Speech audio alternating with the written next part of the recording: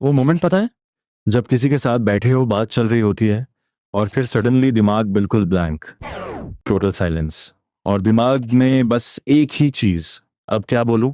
और फनी बात यह है ना, जितना तुम सोचते हो उतना ही ज्यादा ब्लैंक होते जाते हो। घबराहट सी होने लगती है, हाथ पैर ठंडे, और अंदर ही अंदर तुम कोई रिप्लाई सर्च कर रहे हो जो आता ही नहीं। फिर मुंह से बस इतना निकलता है, अच्छा, हाँ, और बात वहीं डेड। और वो 2 सेकंड की साइलेंस घंटों जैसी लगती है। सबसे वर्स्ट तब जब रात को बेड पे लेटे लेटे याद आता है, यार मैं वहाँ वो बोल सकता था। और ये सिर्फ तुम्हारे साथ नहीं होता। वो व्हाट्सएप चैट याद है जो हाय के बाद आगे ही नहीं बढ़ती, या वो ग्रुप चैट जहाँ रिप्लाई टाइप किया, फिर डिलीट, और फाइनली भेजा ही नहीं, या वो डेट जहाँ खाना आने तक समझ नहीं आता क्या बोले, या ऑफिस का वो नया बंदा जिसे लिफ्ट में बस एक स्माइल देते हो और बस।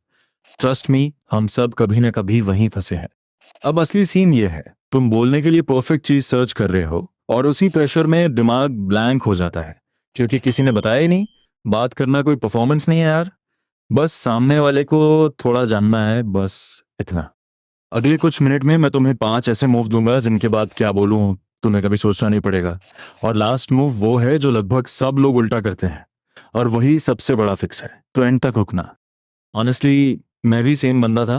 किसी फंक्शन में जाता तो कॉर्नर पकड़ लेता, फोन में बिजी होने का नाटक करता, ताकि किसी से बात ही ना करनी पड़े। मुझे लगता था शायद मैं ही बोरिंग हूँ, पर असल में मुझे बस ये 5 चीजें किसी ने सिखाई नहीं थी। पहला मूव, सबसे इजी, कोई पूछे कैसे हो, तो बस ठीक हूँ मत बोलना। सोचो, कोई पूछता है कैसे चल रहा है, और तुम बोल देते हो बस चल रहा है यार, या अच्छा चल रहा है, तुम बताओ। डन, बात खत्म। कोई एनर्जी नहीं, कोई पर्सनालिटी नहीं, सामने वाले के पास पकड़ने को कुछ नहीं। इससे ज्यादा बोरिंग जवाब क्या होगा। और हम सब इसे दिन में 10 बार देते हैं, फिर सोचते रहते हैं कि बात आगे क्यों नहीं बढ़ती। इसके बदले कुछ स्पेसिफिक बोलो, थोड़ा अनएक्सपेक्टेड, जैसे बस यार मंडे है ना वही झेल रहा हूँ, या आज तो मस्त एक काम फाइनली हो गया जो महीने भर से लटका था, या थोड़ा टायर्ड हूँ, कल रात 3 बजे तक एक सीरीज खत्म की। देखा क्या हुआ, तुमने सामने वाले को एक थ्रेड पढ़ा दिया। अब वो पूछेगा अरे कौन सी सीरीज, और बात अपने आप निकल पड़ी। नेक्स्ट टाइम कैसे चल रहा है, पे बस चल रहा है, या ठीक है मत बोलना, एक स्पेसिफिक चीज बोलो जो उस दिन एक्चुअली हुई हो। और अगर अभी से ये यूजफुल लग रहा है तो वीडियो लाइक कर देना, इससे ये उन लोगों तक पहुंचता है जो सेम फील करते हैं। चलो आगे, क्योंकि असली कमाल तो मूव 5 में है। दूसरा मूव, और यही असली स्किल है, रिप्लाई सर्च करना बंद करो, थ्रेड पकड़ो। होता क्या है, हम सामने वाले की बात सुनते ही नहीं, अंदर ही अंदर अपनी नेक्स्ट अच्छी लाइन सोच रहे होते हैं, और उसी चक्कर में दिमाग ब्लैंक। तुम्हारे ग्रुप में भी एक वो बंदा होता है ना, जो किसी से भी लिफ्ट में भी 2 मिनट में खुल के बात कर लेता है। वो कोई मैजिक नहीं जानता, वो बस क्यूरियस होता है। उन्होंने जो भी बोला उसमें से कोई एक चीज उठाओ और उस पर सवाल कर दो, और ये सबसे फ्लैट जवाब पे भी काम करता है। कोई बोले कुछ खास नहीं यार, बस वीकेंड पे सोता रहा, नॉर्मली बात यही खत्म। पर थ्रेड यहाँ भी है, अरे इतनी नींद, वीक हैरी गया था क्या, या बस मस्त बिंज चल रहा था। देखा, सबसे बोरिंग जवाब में से भी एक सवाल निकल आया। हर एक लाइन में 3-4 थ्रेड छुपे होते हैं, तुम्हें बात सर्च ही नहीं करनी पड़ती। हर रिप्लाई में उनकी कही कोई एक चीज उठाओ और उस पर पूछो कैसे, क्यों, या फिर क्या हुआ। पर एक वार्निंग, इसी मूव के चक्कर में ज्यादातर लोग नेक्स्ट बड़ी मिस्टेक कर बैठते हैं, वो मूव 3 में। तीसरा मूव, और ये मिस्टेक अक्सर दूसरे मूव के तुरंत बाद होती है।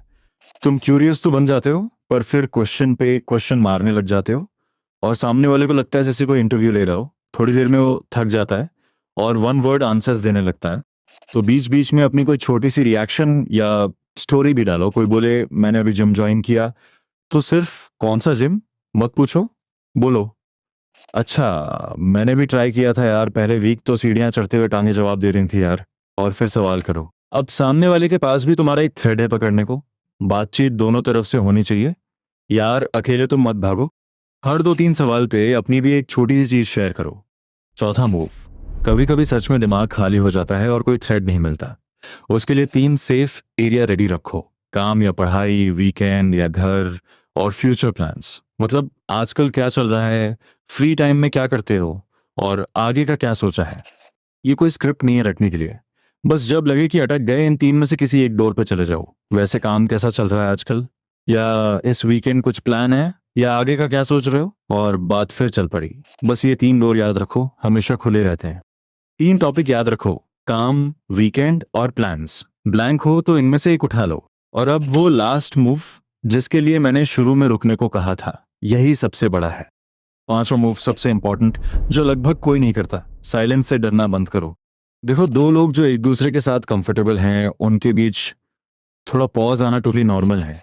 असली प्रॉब्लम पॉज नहीं, वो पैनिक है जो पॉज आते ही चढ़ जाता है। तुम्हें लगता है जैसे सब नोटिस कर रहे हैं कि बात रुक गई, कि अब सब सोच रहे हैं तुम कितने बोरिंग हो, तो तुम घबरा के कुछ भी बोल के उस साइलेंस को फिल करने लगते हो, और बात और वियर्ड हो जाती है।